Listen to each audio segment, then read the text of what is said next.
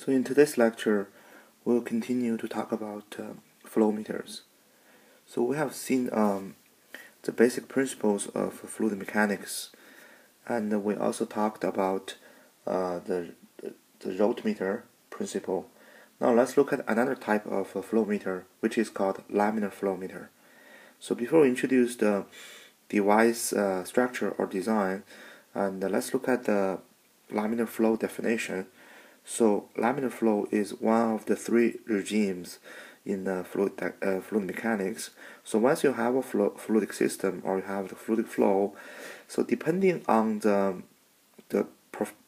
properties of the fluids, and also depending on the flow conditions, for instance the velocity, we will end up having one of the three fluid regimes, so which is the laminar flow, turbulent flow, and the intermediate between two of them. And those fluid regimes are actually characterized by a physical property. We call them Reynolds number. Reynolds number is a measure of the ratio of inertial forces versus viscous forces. And we use Re to represent the Reynolds number. So it is equal to the fluidic density ρ times the flow velocity mu times a dimensional parameter, which is the characteristic dimension of the pipe or duct, divided by mu, which is the fluid viscosity. And this d diameter, this d parameter, is the characteristic dimension of the pipe or duct. So if you have a circular cross-section area of the pipe or duct, so it is simply the diameter of the duct. But if you have let's say a rectangular cross-section area, so this dimension should be the smaller one of the two lengths of the edges. So is the smaller dimension of the duct.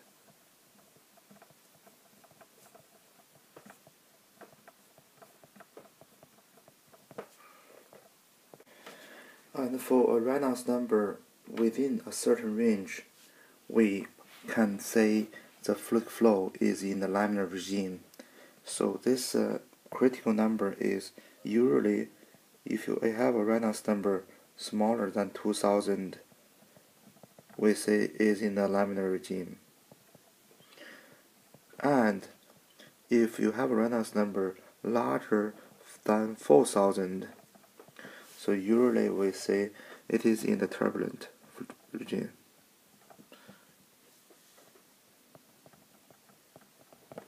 And something in between, so if you have a Reynolds number between 2000 and 4000, so that's the intermediate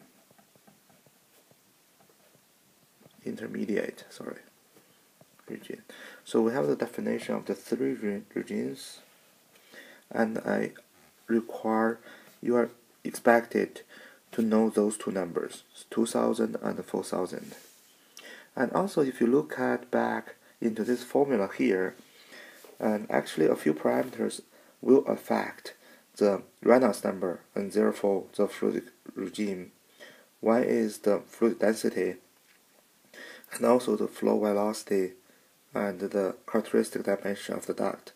So if you have large numbers for those three parameters, of course you have larger Reynolds number, because all those three parameters will actually increase the inertial forces induced due to the flow, because you have a heavier fluidic, or you have a larger fluid speed, or you have a larger dimension. So all those ones will give you a larger initial forces. In contrast, the viscous force is mainly depending on the viscosity of the fluid. So if you have a larger viscous, you have a more viscous fluid, so it's more difficult to induce convections in the flow. So in this case, the laminar flow will have, you will have the laminar flow, and under this laminar flow, so the laminar flow is actually all the fluidic flows are in parallel, so they are in a very nice order. So there is little convection between layer and layer, so that's why we call them laminar. So it's basically all those flows are flowing in parallel with each other. So between those parallel fluid flows, or if you regard them to be the streamlines, so between streamlines there is little turbulence, there is little convections. So that's the characteristic of the laminar flow. And if we plot out the laminar flow streamlines, so between two streamlines there's little turbulence. So you can see all those streamlines or all those flows are flowing in parallel with each other. So between them they have little turbulence. So this is a highly ordered condition of the flow under the laminar regime, and under this condition, so the fluidic mechanics models is highly predictable. You can predict the laminar flow conditions using those typical fluidic mechanics equations. And if we look at such a duct with laminar flow inside, so we actually can correlate the volume flow rate through the duct with the two pressures in the inlet and outlet side.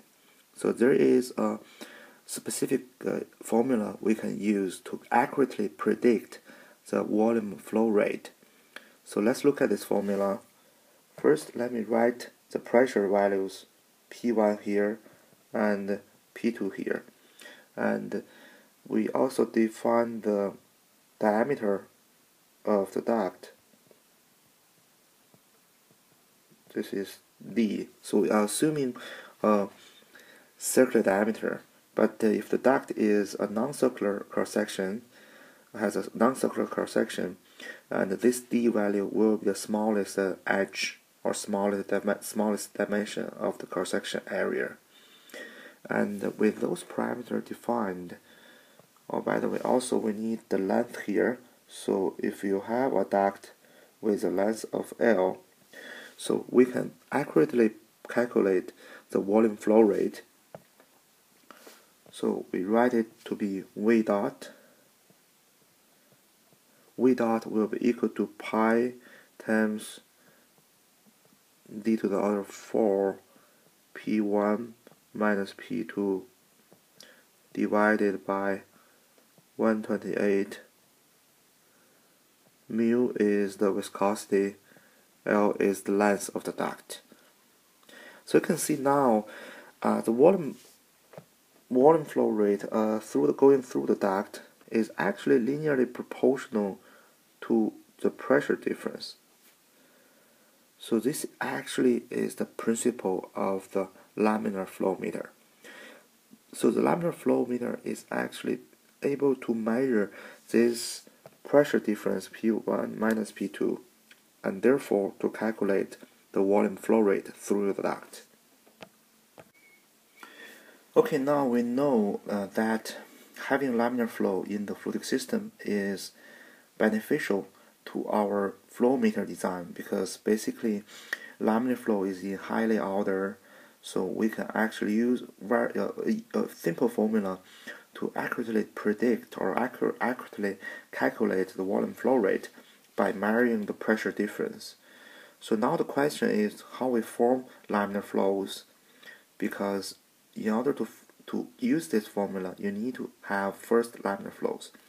But in large scale piping systems or fluidic systems, usually we are having turbulent flows, because the characteristic dimension of the duct, D, if you go back to look at this Reynolds number here, so D is usually very large in large systems. So in such large systems, how we can force the flow going back to the laminar flow. So the major approach we use in the laminar flow meter is we force the large scale flow into much smaller ducts or tubes, and we force them going through those ones in parallel. So each of the tube or duct will actually have a laminar flow. So in that way, we can use the laminar flow formula to characterize the volume flow rate.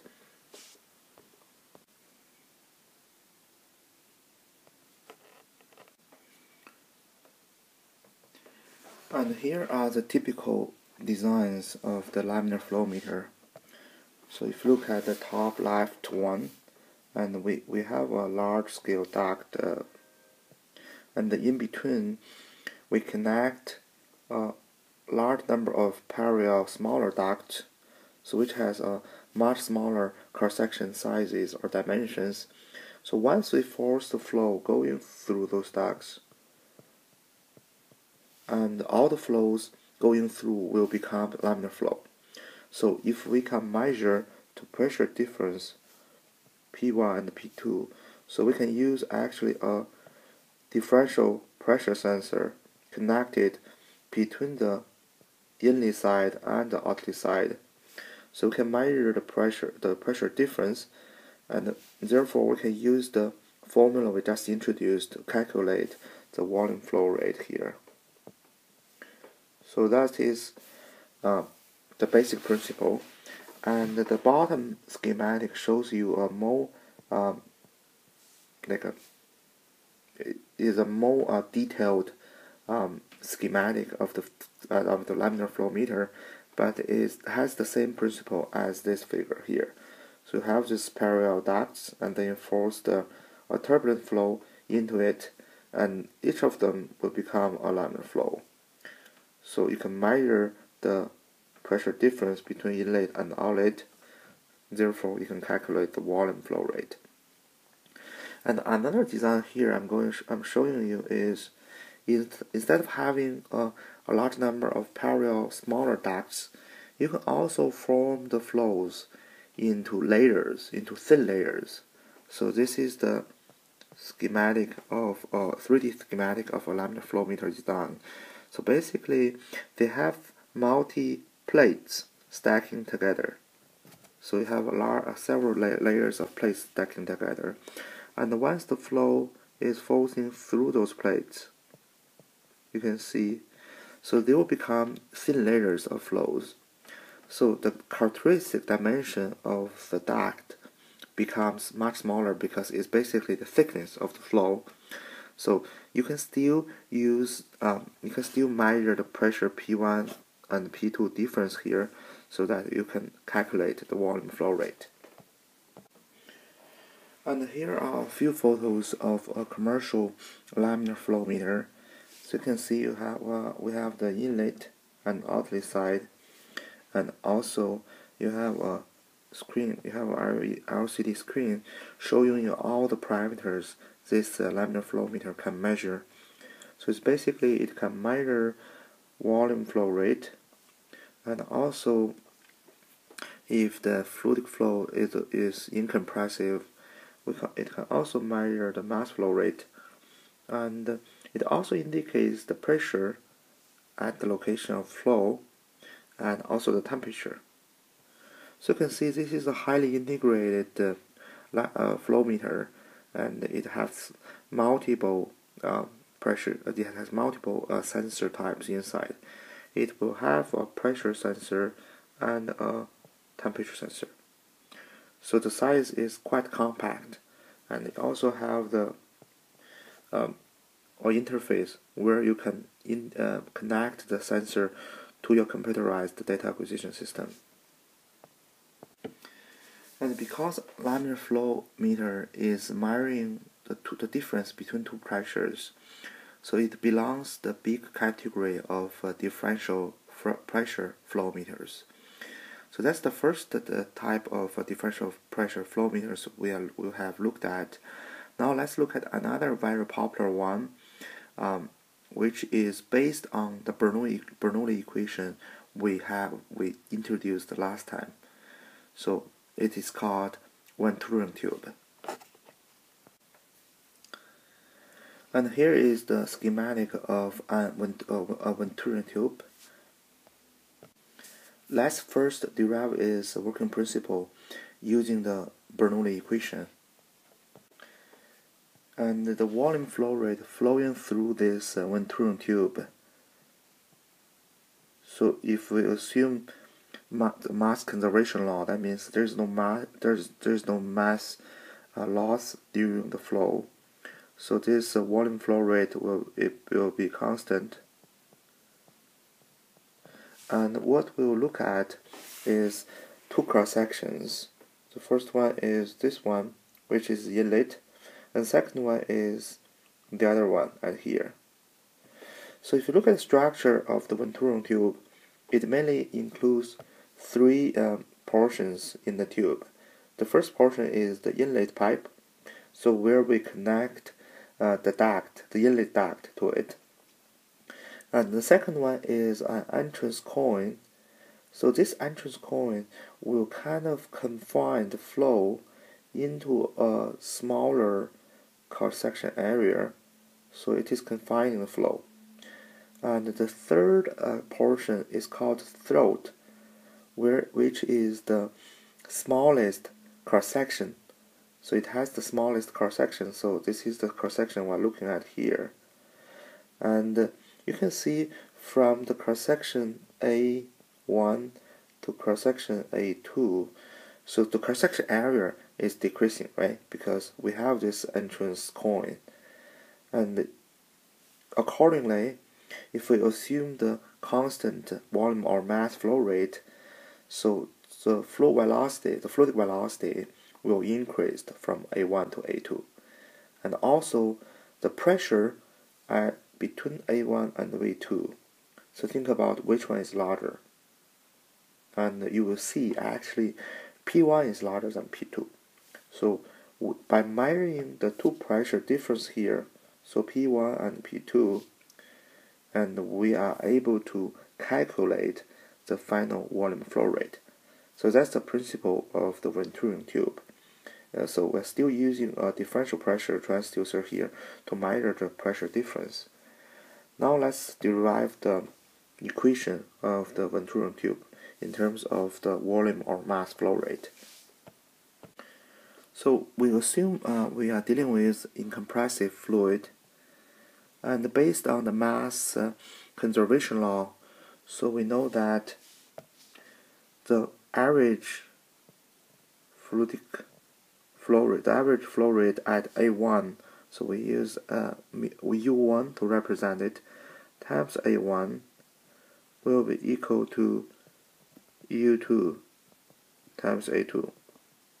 So that's the mass conservation law, and this one is actually also equal to the volume flow rate, V dot. So that's something we have introduced. Or if we can rewrite it, so we express the average flow rate at the two cross-section areas. So we have U1 equal to V1 dot divided by A1, and U2 equal to V dot to A2. Oh, sorry, because we have used only V to represent the volume flow rate, so we really don't have to give it a subscript here. So let's remove the subscript because they are constant. So it's V1 always V dot. So you can see, because we have a constant V dot here, and once we have a larger cross-section area, because we know A1 is larger than A2, so you can see which one is larger in terms of the average fluidic flow here.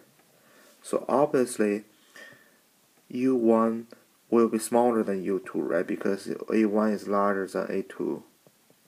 So we know that U1 smaller than U2. So U2 is the average flow rate at this location, and U1 is average flow rate at this location. So you can see once we use this entrance coin to confine the flow, so the average flow rate has been increased from here to here, right? So that's understandable. Now let's write the Bernoulli equation. Because we assume incompressible fluid, so we have the same rho on the left hand side and the right hand side. And also, because in this schematic here, so we are dealing with a horizontal duct. So the two elevations, Z1 and Z2, we can assume they are equal. So Z1 and Z is equal to Z2. So we can further cancel those two items because they cancel each other on the left hand and right hand side. And we can further rewrite this Bernoulli equation as the following. So we first fit those two expressions here into the Bernoulli equation. We will have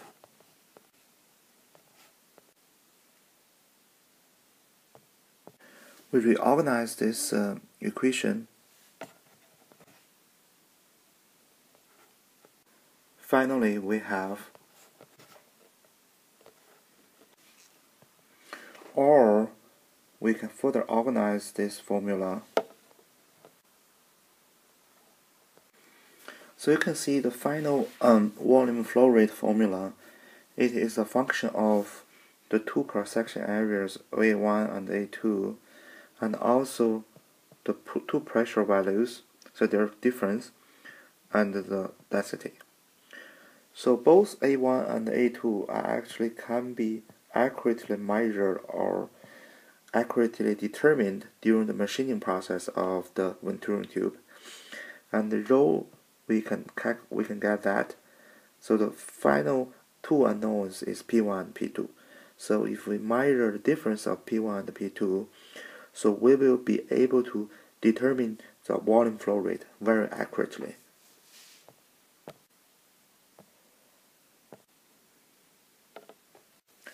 For non-horizontal Venturi tubes, we have the following formula. And we have two elevation values added, Z1 and Z2. And also we have a constant value added here. And this constant value is added, is called discharge coefficient. So it is a value, it has a value smaller than 1. And we call them, say, is discharge coefficient. So this one usually, so C is always smaller than 1 because this value is meant to compensate the non-ideal effects during the fluid flow flowing through the Venturi tube.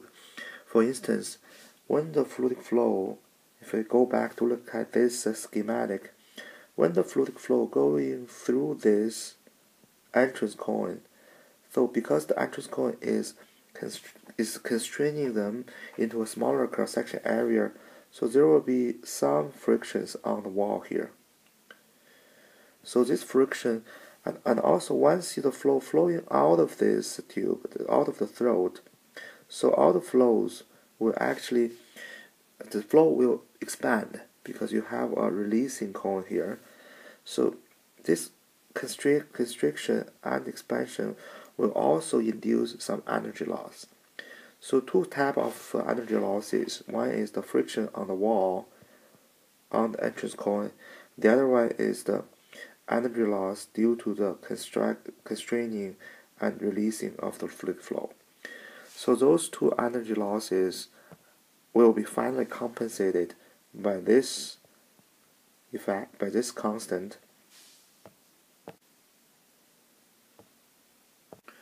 So this is the working principle of the Venturi tube, and we have derived the formula.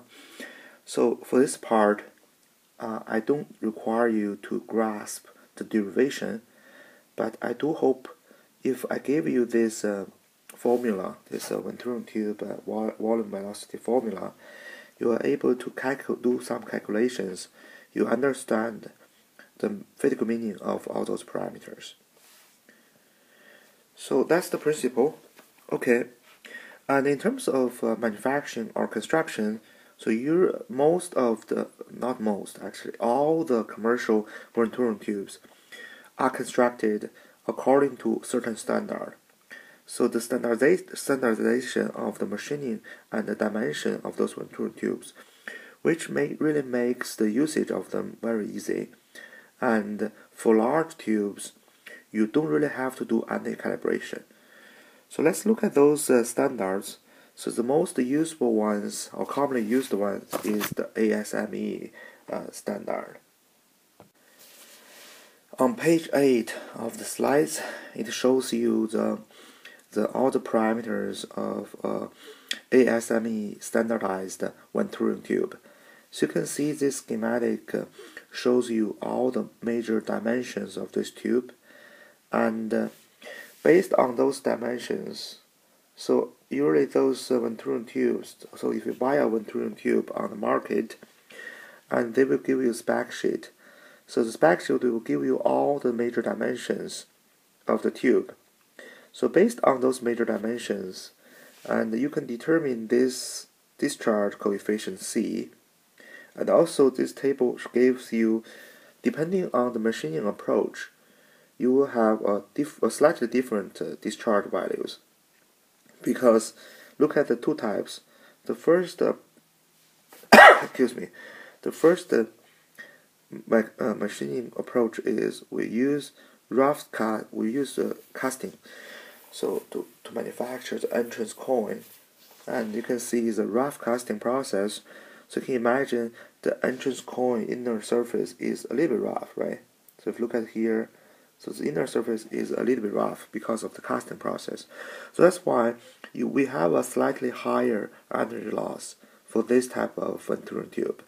But that's why you have a C value here.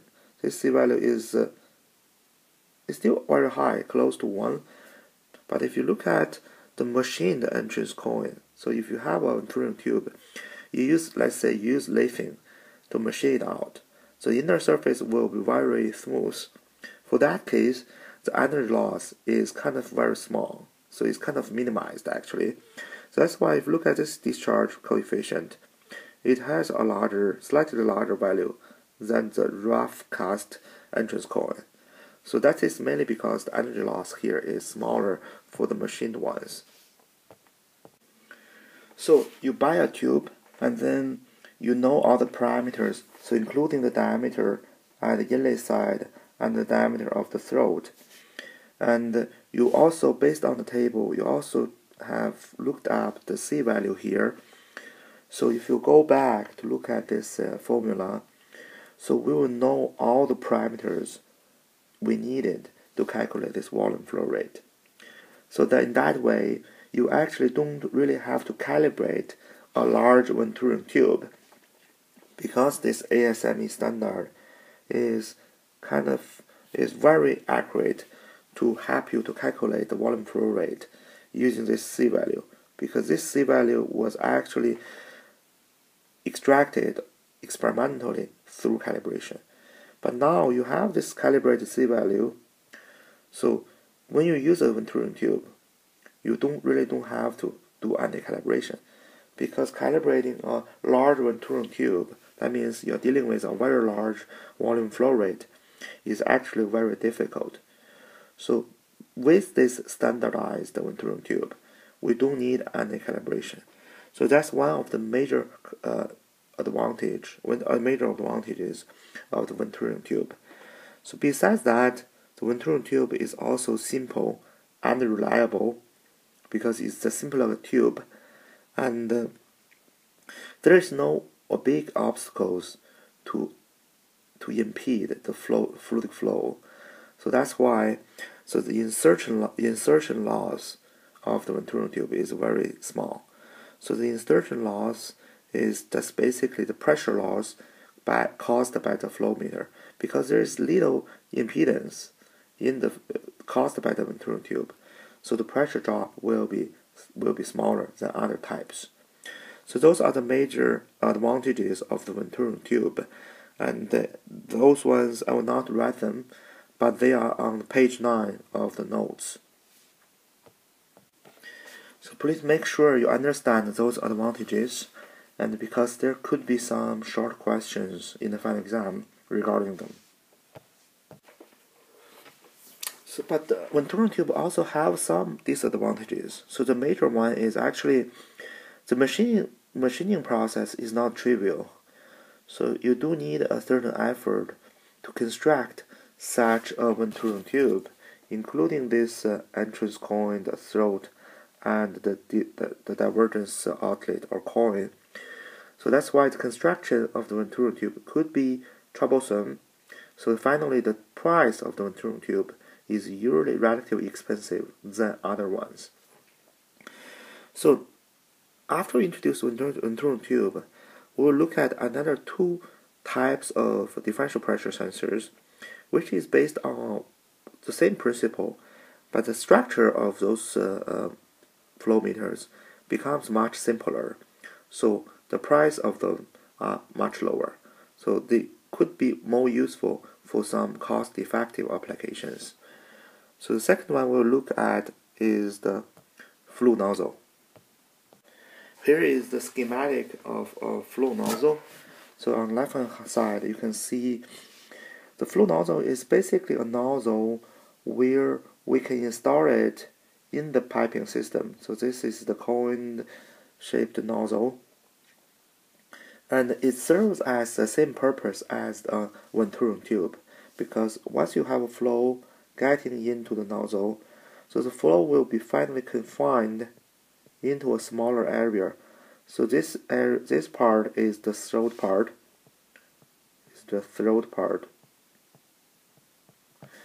So you have a similar phenomena to the Venturi tube, because you have a decreased flow velocity, flow rate, and here at the throat, and you can use the similar formula to calculate the volume flow rate. So I will not write down the formula because it's available on the textbook. So you can go to chapter 10, and because the figure number, it tells you where is this part in the book. So you can go to the chapter 10 of the textbook to look at those formulas. But basically, by measuring the two pressure values at P1, where is the inlet side, the other one is P2 here, is the throat part, we are able to calculate the volume flow rate. So that's the principle of the flow nozzle. The machining of the flow nozzle also has the ASME standard. So you can see from the schematic, all the commercial flow nozzles will follow such a standard, so that based on all the parameters you choose, you can finally determine a charge coefficient. And a critical design of the flow nozzle is actually the profile here, because this is the constraining profile to squeeze or to constrain the fluid flow into the throat. So based on different profile, you will have a different set of charge coefficient beta. Okay, so although the flow nozzle has been simpler than the Venturi tube, so the manufacturing of it, still you need to machine out such a cone shape to confine the fluid flow. What if we make it even simpler? So if we just simply remove this part, instead we have a plate with a constraining hole here. So that leads to the design of the third type of differential pressure flow sensors or flow meters,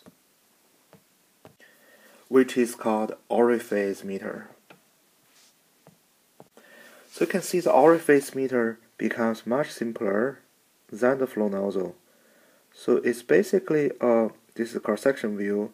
It is basically a plate with a center orifice hole, and this orifice will actually constrain the fluid flow. If you look at the flow streamlines, it will constrain the fluid flow.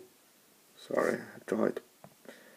So if you look at the streamlines, it will constrain the flow and then finally reach a smallest cross-section area. So this we call it the contractile, vena contractile. So this name, this part, you can see from the inlet here to this throat part, we're also constraining the fluid flow to a smaller cross-section area. So a very similar principle we can use to measure or to calculate the volume flow rate. It's just we measure the pressure difference at the inlet side and the outlet side. But if you look at the structure of the orifice meter, it just needs a machining of a plate with a central hole, and it is even simpler than the flow nozzle. And if you look at the detailed dimensions of the orifice plate flow meter, and all those details make a huge difference for its discharge coefficient. You can see the corner here is a square corner, and then you have a chamfer here. So because this detail will actually largely determines the energy loss when you have a flow flowing through the orifice plate flow meter. And also in terms of the pressure measurement, because we need to add tabs in the inlet and outlet. So there are three types of positions of those tabs. And based on the positions of those tabs, you can see the pressure we are measuring with respect to the streamline profile is different, right? Because the position of the tab, we are measuring the pressure at different locations with respect to the profile. So that will also determines some parameters of the formula you need to use to measure the volume flow rate. So you can go to the textbook to look at the details if you're interested, but this is a kind of detailed installation requirement you need to keep in mind if you really need to use it in a practical design scenario. But for a final exam, so this part will not be required, but you may need to use it in the future practical designs. And here are a schematic and photos of an orifice plate flow meter and their applications in a hot piping system, hot gas pipe system. So you can see the orifice is installed between two pipes, the inlet pipe and outlet pipe, and the pressure measurement are taken out of those tubes and finally reach the differential pressure sensor. And the differential pressure sensor actually is connecting to a flow computer. So the flow computer is used to convert the measured differential pressure, the pressure difference P1 minus P2 into the volume flow rate V dot. And the right hand side shows you the photo of those orifice flow meters, and you can see you could have a single central hole if you look at the right hand side type. And you can also have multiple orifices on the same plate, and the pressure measurement tabs is one on this part underneath it. The other side is on the back side.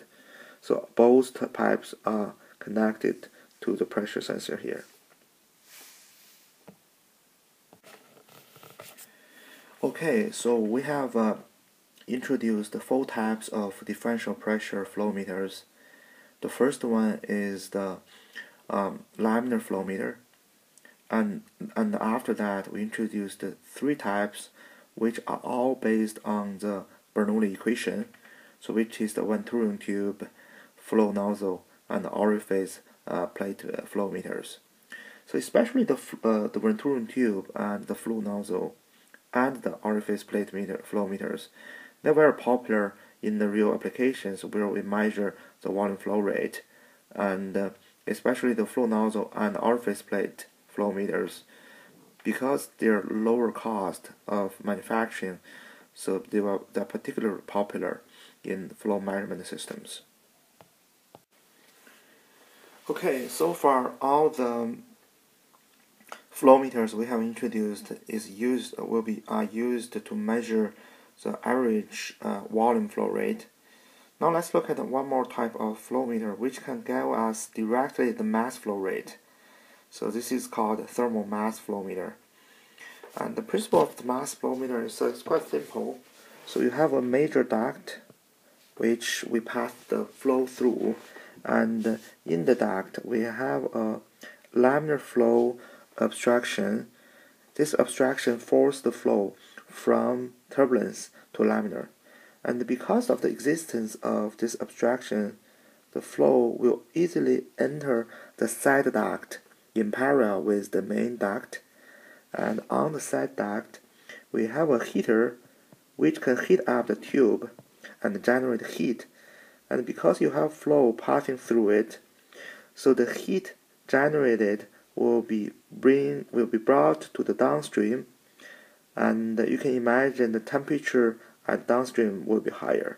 So if you look at the temperature here, which we measure it to be T2, this T2 will be obviously higher than T1, and the increase of T2 has a direct relationship with the mass flow rate passing through the side duct. So if you give it M prime, and we can correlate or we can calculate the M prime value based on the measured temperature value T1 and T2. And once we know the M prime dot, which is the mass flow rate on the side duct, and we will be able to calculate the major mass flow rate, sorry, there is no prime, going through the main duct, because now we have the laminar flow in this duct, and it's very easy to predict the relationship of the total mass flow rate and the side duct mass flow rate. So that is general principle of the thermal mass flow meter. And this cartoon actually tells you the heat distribution or the temperature distribution at the downstream once we have a heater here. And you can imagine the more or the higher mass flow rate you pass through the side duct, and there will be more mass passing through this area, and then there will be more heat bring to the downstream. That's why you will have a higher temperature measured here. So by measuring the T2 and T1 value, we are able to calculate this equation. We are able to calculate this mass flow rate. So if you go to textbook, because this schematic tells you this is in chapter 10. If you go to the textbook actually gives you a formula which you can use to calculate the mass flow rate as a function of the 2 temperature values here. So if you're interested, you can go there and read more. But my requirement is very simple for this thermal mass flow meter, is you just need to understand the principle of it. And this slide shows you a photo of several types of mass flow meters, thermal mass flow meters from Sigma.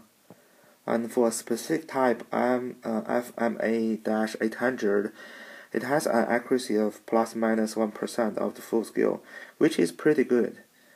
and also the repeatability is plus minus 0.2% of the full scale. So this is a kind of good performance for mass flow meter measurement. So far, we have introduced several types of average volume flow meters and one type of average mass flow meter. But in some fluidic systems, the flow velocity at single point also need to be measured. So in this case, we need to use a flow velocity meter. And today, we'll actually introduce two types of flow velocity meters. So you will definitely need it, one of them at least, when you study the fluid dynamic courses.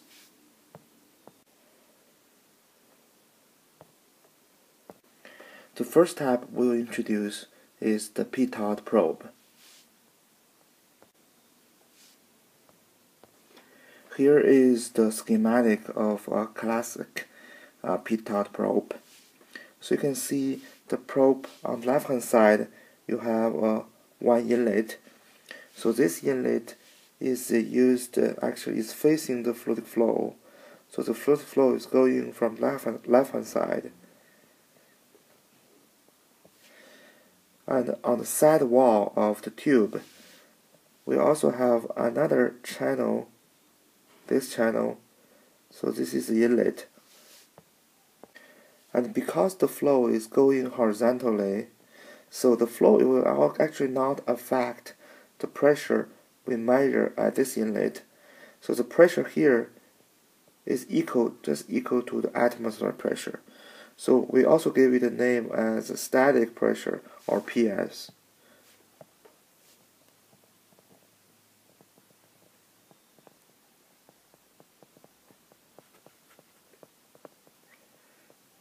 So this static pressure is just the atmosphere pressure.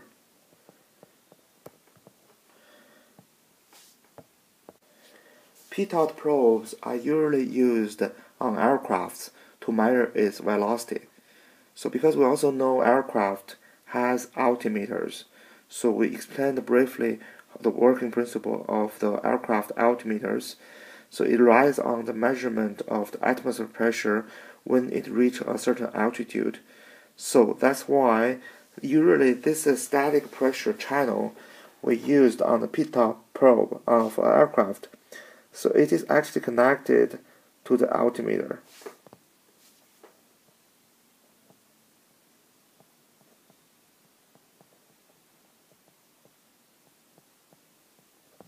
So that's one channel. And the other channel is the major tube channel, which is here. So you can see if I label it, this is the central tube channel. So this channel will actually be finally connected to a pressure sensor. Let's say we're using a diaphragm pressure sensor. So finally, this pressure will be, the channel will be connected to the diaphragm. In other words, the flow passing through the channel, if we label the flow, and then finally the flow will reach the diaphragm and it will be completely brought into stop. So that's why the pressure we measure at the pressure sensor here, we give it a name as, we use P0 to represent it. So the name of this pressure, it could be called total pressure, or we give another name, is we call it stagnation pressure.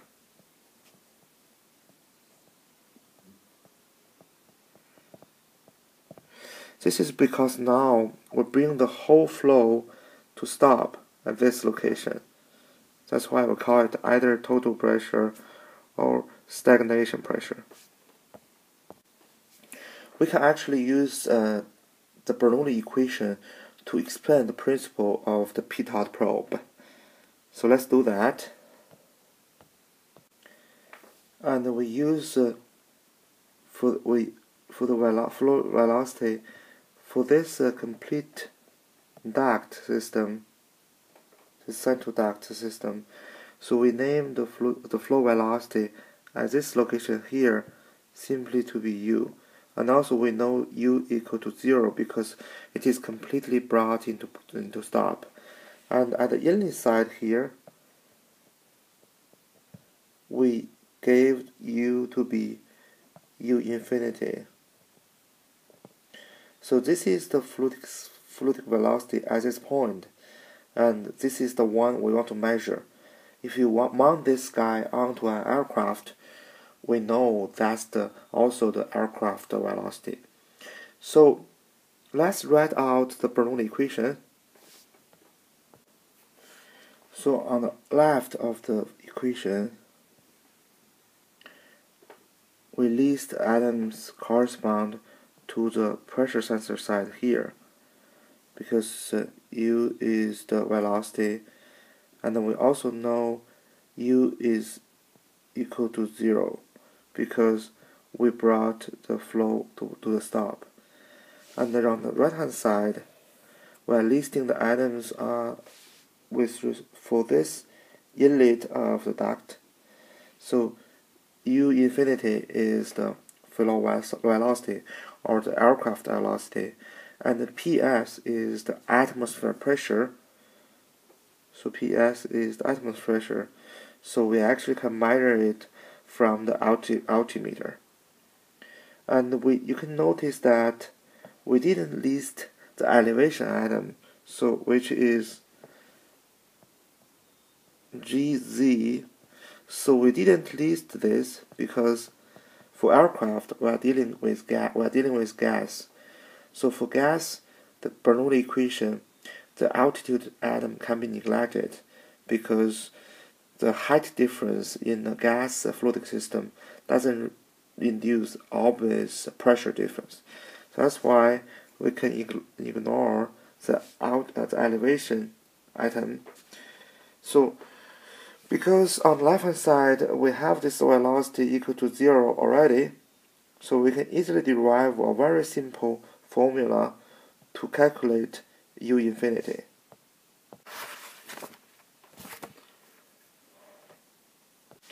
By measuring the two pressure values here, we can calculate the single point flow velocity.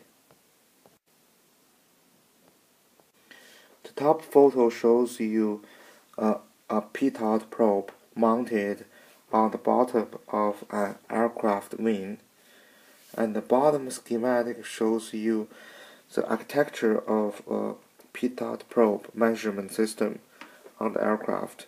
So you can see pitot probe will have two measurement parts. The top one is directly connected to the major central channel of the pitot probe, and we have a diaphragm pressure sensor, which can finally induce the motion of the pointer here. And we also have another measurement line which we use to measure the static pressure, and it is usually connected to the altimeter for measurement. That's the pitot probe working principle. Now let's look at another one, which is the hot wire flow meter, or we call it hot wire anemometer. The word anemometer here just means velocity meter. So the working principle here is very simple, and it's based on the heat transfer from a hot wire to the surrounding air. So we have a hot wire here, and then we supply a current passing through the hot wire. So you can see the hot wire, the wire will actually be heated because the Joule heating or the power dissipation on the wire. So the temperature will be increased, and there will be convection, the thermal convection. Let me use the black arrows. So those are the thermal convection from the hot wire to the surrounding air. So imagining if we have fluidic flow passing through this hot wire, So if you have a higher speed of the fluid flow, obviously the convection will be faster. So in other words, the equilibrium temperature of the hot wire will be lower. So that is the principle of that, because we can measure the temperature in the equilibrium state of the hot wire. So if you have a higher velocity, we will measure a lower temperature. By quantifying this temperature, we will be able to correlate it with the flow velocity. Now let's look at the heat transfer equation from a thin wire to the surrounding air. So the heat flux from the hot wire to the surrounding air, so that's the heat flux, is equal to the temperature difference of the wire temperature and the temperature of the flow. So this is the flow temperature,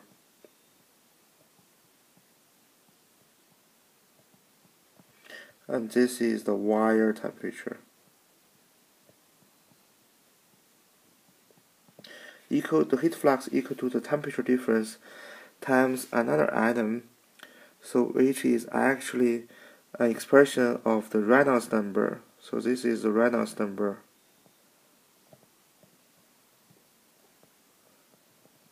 And A0 and B0 are two constant.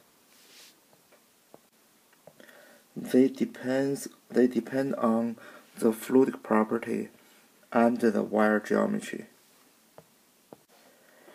Once the heat transfer reaches its equilibrium state, so we know the power dissipation due to the current on the hot wire will be finally equal to the heat flux from the wire to the air. So that is the equilibrium state. So in that case, if this is a hot wire, so the current generate, so the power dissipation here will be just equal to the heat flux Q. So the power is equal to the current times, the voltage times the current is equal to voltage square divided by R, and also we know is equal to current square times R. And this guy will be equal to the heat flux, and this heat flux we can get it through this formula. And if we combine the heat flux equation with this power dissipation equation, we will have the following equation. Also, we know the Reynolds number just equal to the fluid density times the flow velocity. If we use U to represent it, and then times the critical dimension of the duct divided by mu, which is the viscosity. So you can see now we have a linear relationship between the Reynolds number and the flow velocity we want to measure. So if we fit this equation into this, we will have the final equation where we can correlate the fluid velocity with the temperature change, with the resistance of the hot wire.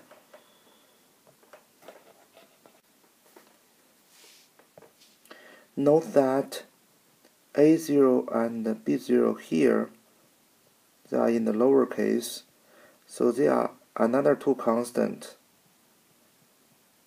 different from the capital A0 and B0.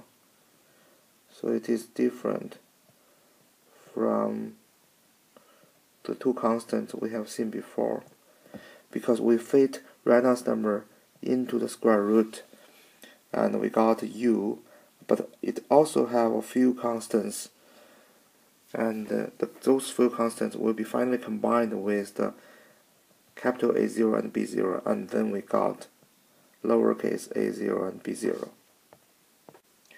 At the equilibrium state, we know the temperature of the hot wire will be constant,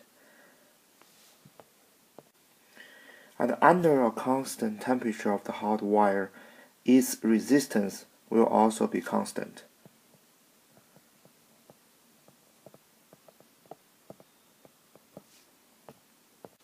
That means if you look at the formula on top, the equation on top, R is constant, Ts is constant, so this is on the equilibrium state, and the fluid temperature will be also constant, which is that's the environment temperature, and A0 is constant, B0 is constant. So we will have a relationship between the velocity and the voltage applied to the hot wire. So we get V square will be proportional to the square root of mu. So V is the voltage supplied to the hot wire at the equilibrium state, and U is the flow velocity. Or we can get the flow velocity U is proportional to V to the other 4. From the above derivation, we can see that the way of using a hot wire flow meter is basically we pass through a current to the flow meter, or we supply a voltage to the flow meter, the hot wire, and then we put the hot wire in a fluid flow, and then we allow it to reach the equilibrium.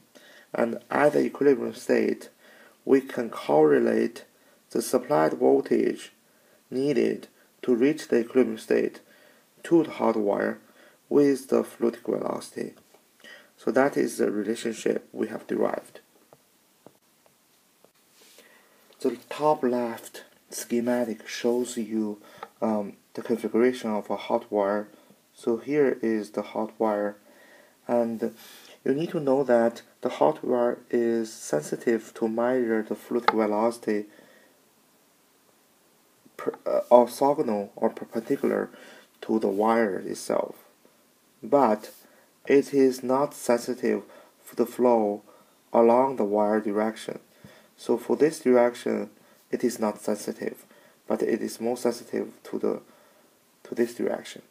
So that's why the wire is suitable to measure fluid flow perpendicular to its direction, and in order to measure the fluid velocity along multiple directions, we need to have a configuration of multiple hot wire flow meters. So the top right hand side photo shows you a very small hot wire flow meter. So the reason we make the hot wire to be small is that because we want to measure the flow velocity at a particular point.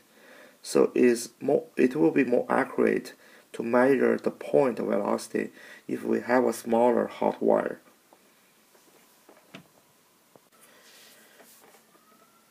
The bottom left schematic shows you a duct and the flow velocity profile passing through it in the duct.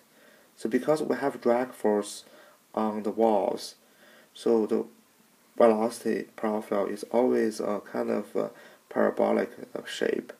So in order to measure the fluid velocity at different locations, we need to put the hot wire at different locations so we can measure it. And the bottom right schematic shows you the measurement system of a hot wire flow meter, and we require a control circuit. So this control circuit we can use it a feedback Wheatstone bridge circuit.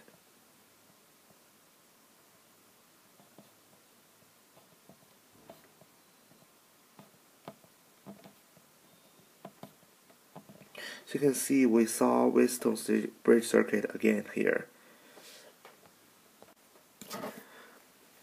This photo shows you a configuration of three hot wires arranged along the three orthogonal directions. So in the photo, here are the hot wires. So you can see they are arranged along the orthogonal directions. So using such a probe, we will be able to measure the fluidic velocity at a particular point along three orthogonal directions. Okay, that's all about Friday's lecture. I will see you next Monday in the class.